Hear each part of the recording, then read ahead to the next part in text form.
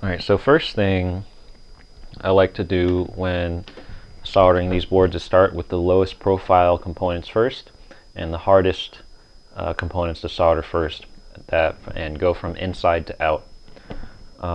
So I'm going to start with the opto isolator here that's not populated.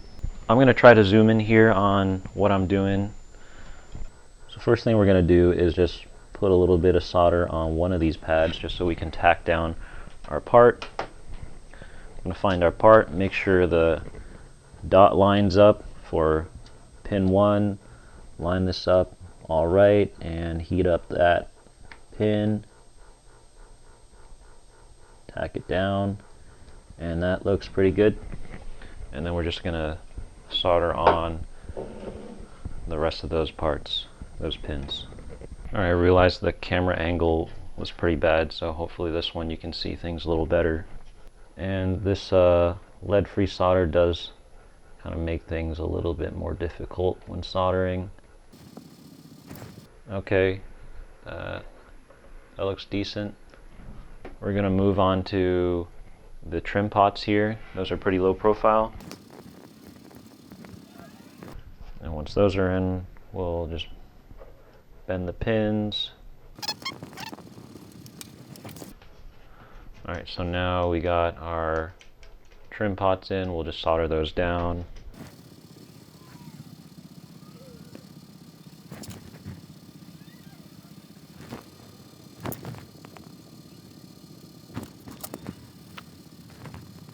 Alright, now that we're done with that part, we'll just cut these off.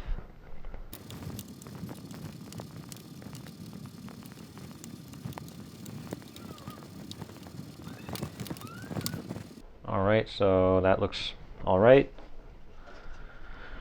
We got our trim pots in. Now we're going to move on to this power jack right here, because that's a pretty low profile part as well. We're going to make sure that's lined up at the edge.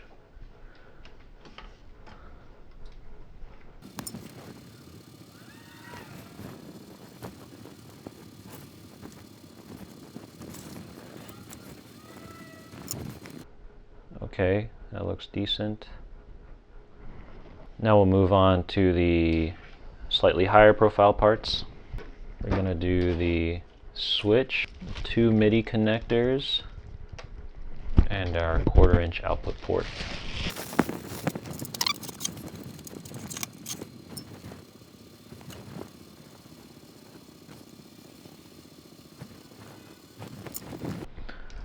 All right.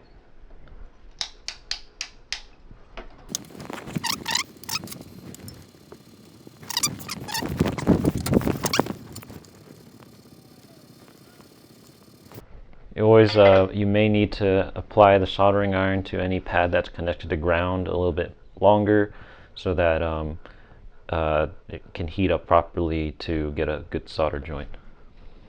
And finally, we're going to do the MIDI connectors.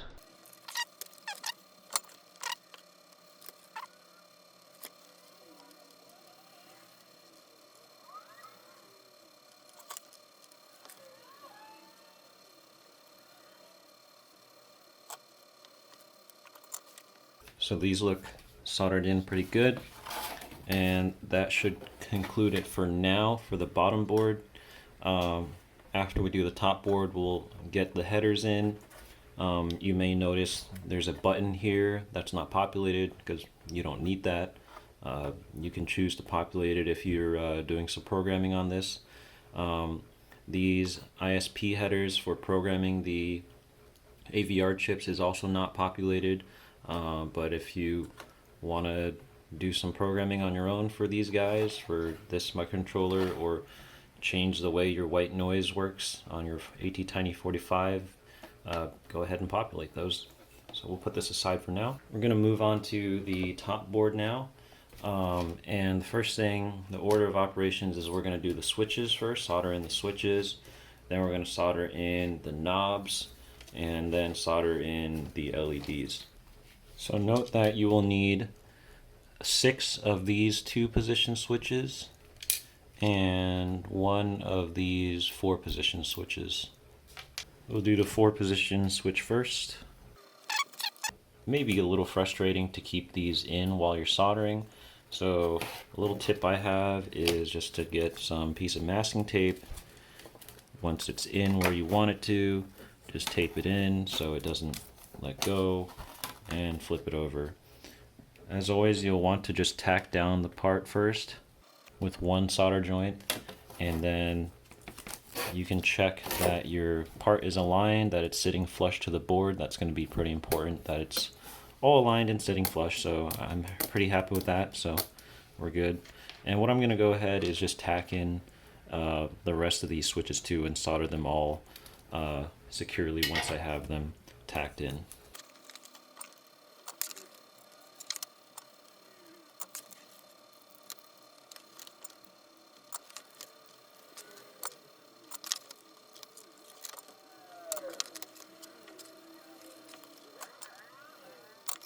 Alright, now all the switches are tacked in, and you can examine which ones are not aligned. So I have this guy not aligned, so I'm going to heat up that pad again to get it all lined up the way I like it.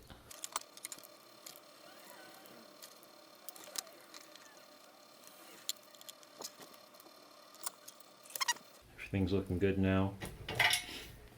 Just tack in, solder in the rest of the parts.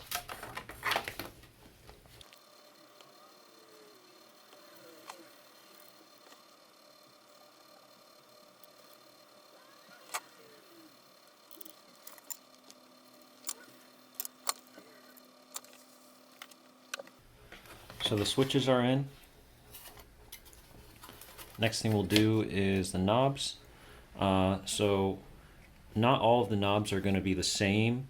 Most of the knobs are the same, but the ones that you need to be careful are all the oscillator knobs, the noise knob, the knobs, and the knobs for the delay. Those are going to be special. So let's start with the oscillator knobs. So there's 6 oscillator knobs, and these are B104. So that's actually a 100 kilo ohm pot, and most of these other potentiometers are going to be B104 linear taper 100k ohm pots. However, you need to be careful that you only use these specific pots for the oscillator, and the reason the way they're different is there's a center detent. Make sure that you have the right pots with the center detent when you're soldering populating the oscillator knobs. So what I like to do to help myself solder is bend these pins a little bit out like that. That way, once I fit them in, they stay a little bit snug. So when I flip the board over, I have an easier time soldering them. So I'm going to go ahead and do that to all these. All right, now that they're bent, we're going to stick them in, 3 pins in first, and then snap them in to these retaining holes. All right, once you think they're all flat, you flip it over.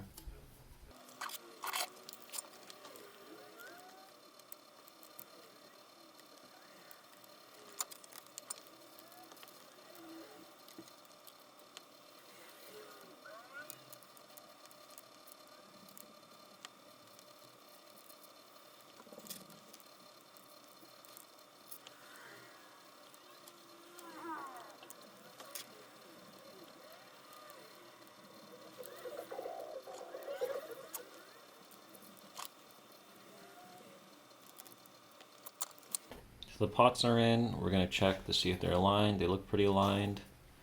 Yep, and they turn, so that's good. I'm going to do the noise pot next. So noise potentiometer is an A105. That's a logarithmic taper 1 mega ohm potentiometer. While we're at it, let's just plug in the pots for the delay as well. So these are B503 potentiometers. So that's a linear taper 50 kilo ohm potentiometer.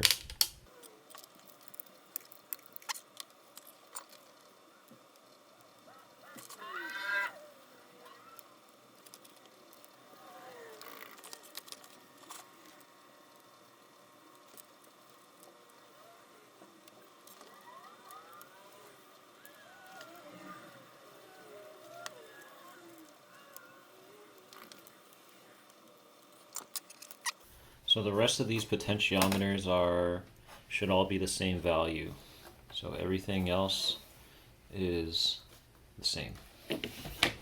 So all these potentiometers are also B104, and you'll remember that's the same number as the oscillator potentiometer. But remember, the difference is the oscillator potentiometers have a detent at the center so that it can lock right there. These do not. These will spin freely all the way. So if you ever get them mixed up, just turn the knob and that'll tell you which one it is.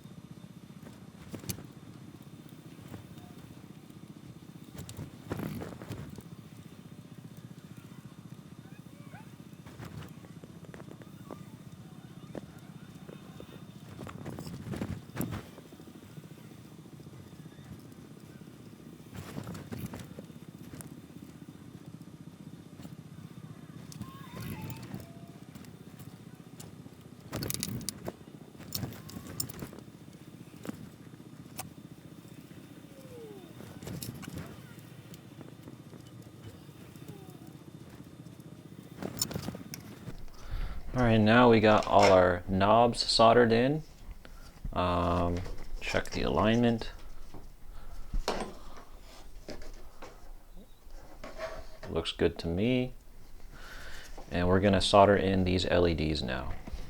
So these are standard 3mm LEDs. They are the warm white color. We're going to need 6 of them. I actually have a 3D printed little standoff right here that slips right under the LED. And this is so that you can get the perfect distance from the board so that the LED can meet the holes in the case, and also to give it a little bit of support. So the short, and that is going to be the flat side of the silkscreen right here, or the square pad, not the circle pad. So you'll put in the LED like this. So negative goes into the square hole, positive goes into the circle hole. So we'll just insert it like that. Make sure it's sitting flat as you can. You want it vertical, perpendicular to the board. And so, yep, we'll just bend those pins and do that 5 more times.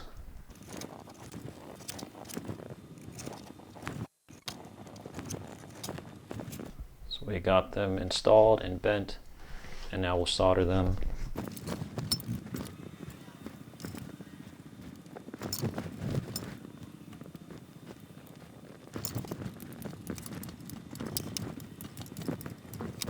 Okay, so now the top board is done, and earlier we got the bottom board done. So now it's time for the really difficult part, and that is these headers need to be installed so that they can fit into those headers down here, and we need them perfectly lined up so they can stack like that. We're going to tack down the headers on the top side board first, and then we're going to try to install the bottom side board, tack those down, and then solder them. So I'm going to change, so we have these pins right here.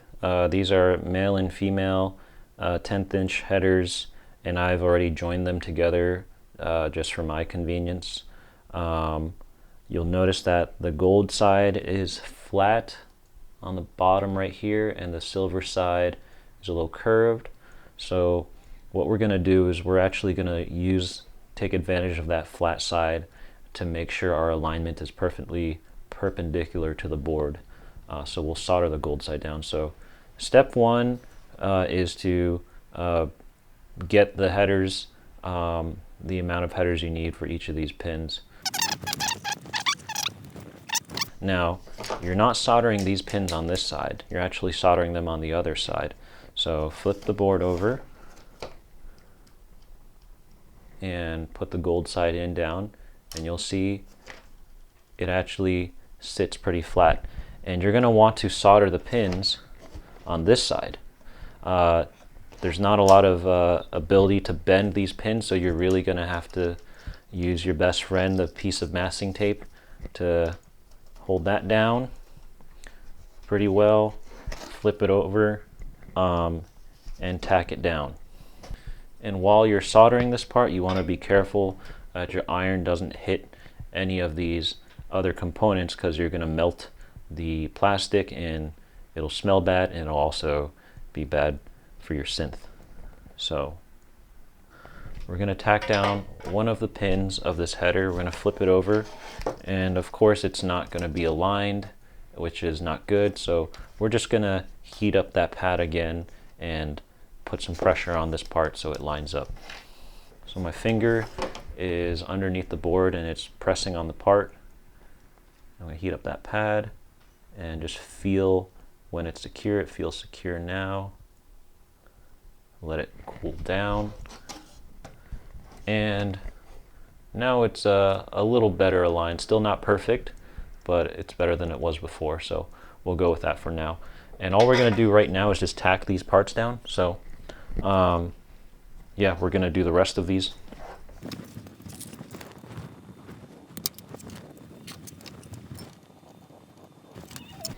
So quick anecdote, this is definitely not the best way to connect two circuit boards together. Why did I choose to design it this way? Well, I needed to put the knobs where I wanted to go, and as you can see, the analog electronics do take up a lot of real estate on this board. There's a certain form factor I wanted this synth to have, so I ended up needing two separate circuit boards, one for controls and one for the brains, which is not too uncommon. However, what's more common is that these boards would be connected by some sort of connector from one board to the other board. Why did I choose not to do that? Well, I guess maybe my skills aren't good enough at circuit board layout to figure out how all that maps out using just two-layer circuit boards. And I wanted to keep the cost down, so didn't want to have to use more than 2 layers. Also, maybe I was just in a rush to make this come to reality. So at the time, the only solution I came up with was use these 10th inch headers, and I haven't improved on that. So if you guys have any suggestions for a better solution in the comments, let me know.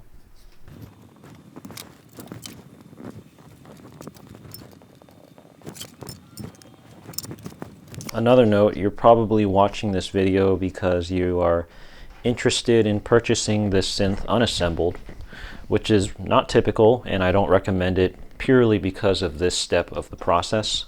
It's very difficult, and you'll see once I get to that part how easy it can be to bend the pins. But these pins, they come apart here, and the whole idea is if you really needed to, and there's sometimes I needed to, take this synth apart, you can. So separate both layers and then reconnect them. And of course reconnecting it is pretty difficult because you got to align them again.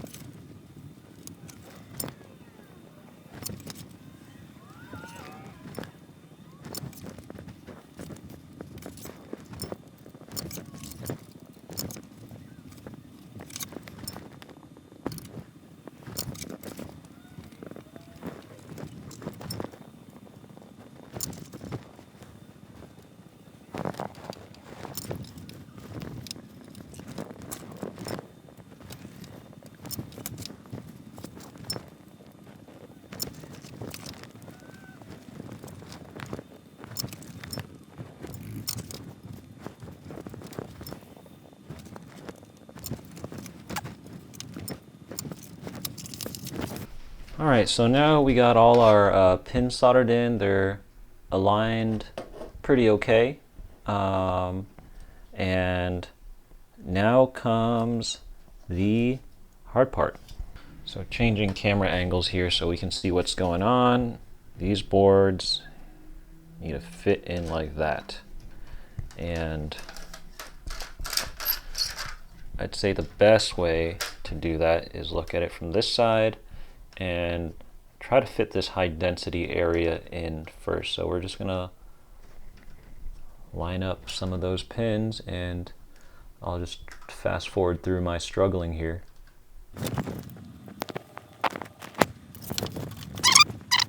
Already we see that this pin is a little bit bent, and that's going to cause us some issues.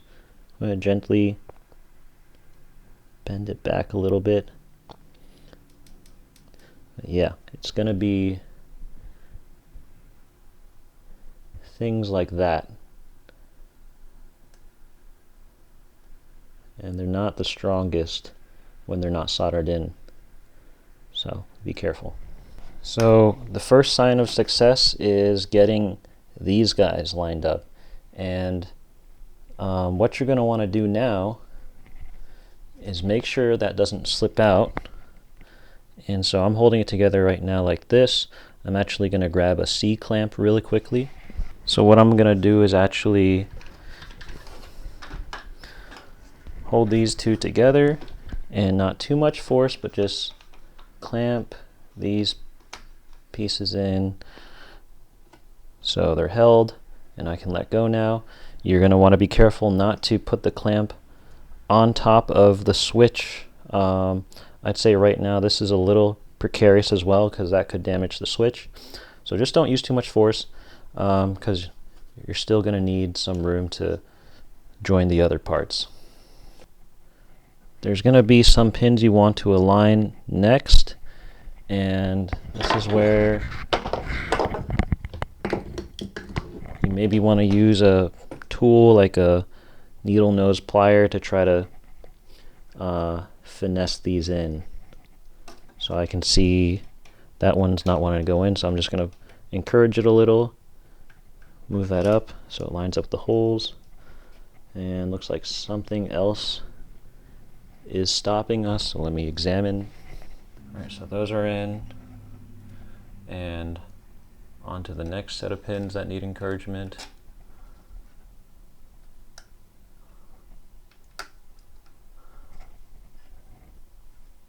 Those are kind of in, and it's pretty difficult to film this at a good angle while trying to do this. It's already hard enough, but you're starting to get the idea. And of course sometimes it just comes apart. So actually let me just pause the video right here and just try to do this off camera. Okay, we can resume the video now. Everything's all lined up, and I'm being very careful not to separate these boards because it took me some time to do this. Everything's all lined up, and the key to this process is a lot of patience and gentle control. If you've ever repotted a plant and you have to take the plant out of its old pot and untangle the roots, use the same kind of gentleness, because too much pressure and you're going to damage the pins, but you still need that pressure to put things together. And the key here is, as you're pressing these together, I'd recommend starting from this side with the most pins and then working your way through. You're going to want to try to align the pins with the holes so they can go through. However, there's going to be pins that don't align, and that's going to prevent you from slowly, like a zipper, closing, connecting all the rest of the pins. So let's say, for example, one of these pins is misaligned here. Press very gently, and you're going to have to use your eyes and feel around and see which is the pin that's actually not aligning, that's not allowing you to, sandwich these in together. And once you find out what that is, use a tool like needle nose plier, or I prefer just a screwdriver, and just kind of poke it and shift it until that hole lines up. And once it lines up, it'll go right through and it'll be connected. And then just keep pressure on it, be gentle, and soon you'll be able to align all the rest of the holes. So now that we have our board aligned, we can go ahead and solder down. And you'll notice that there are extra holes that we didn't have pins for on the other side of the board. Well, don't worry about those. If you're looking at the schematic, you can figure out how to take advantage of those. For example, these jumpers right here are to connect to the LEDs on the top side of the board. If you wanted, there's a VCA for the white noise, and there's no LED there, but if you wanted to attach an LED there, you could.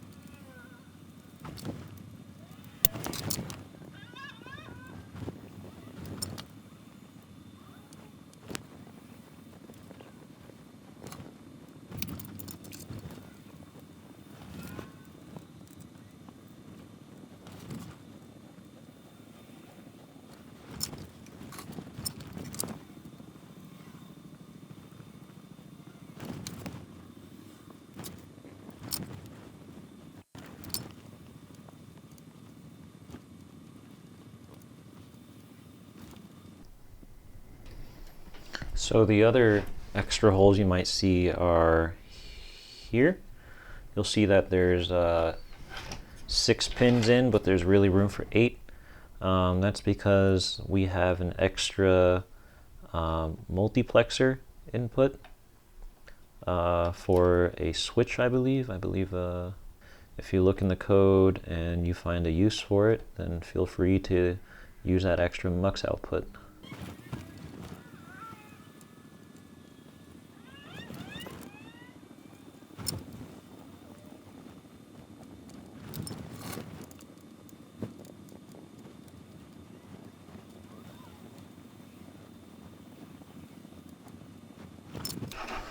Alright, so finally we have our bottom side pins all soldered up. Just double check that, because any missed connections will cause your synth to not work. And it looks like we're good here. So we can flip it over now, and all those parts that we tacked on earlier we can now solder on completely. And again, be careful not to hit the other components on the board, because you might melt the plastic and that will not be good.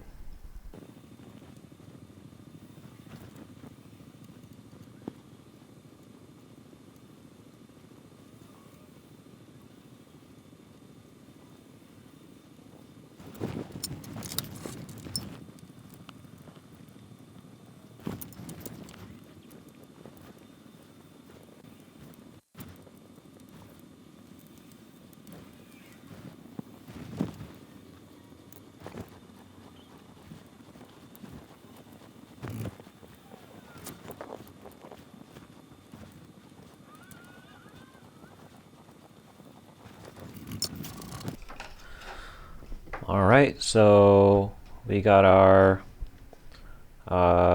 stuff all soldered on, and so that's it for the assembly of the board. I will probably be cutting out a lot of parts of this video, since the overall time of filming this took 2 hours. So obviously cutting things out, speeding things up. If you just want a video of just the assembly process, I think I'll publish one of those, just a time lapse of the whole process. But this video was intended to be more in depth, more slow walkthrough of putting together the 2 circuit boards. So there you have it.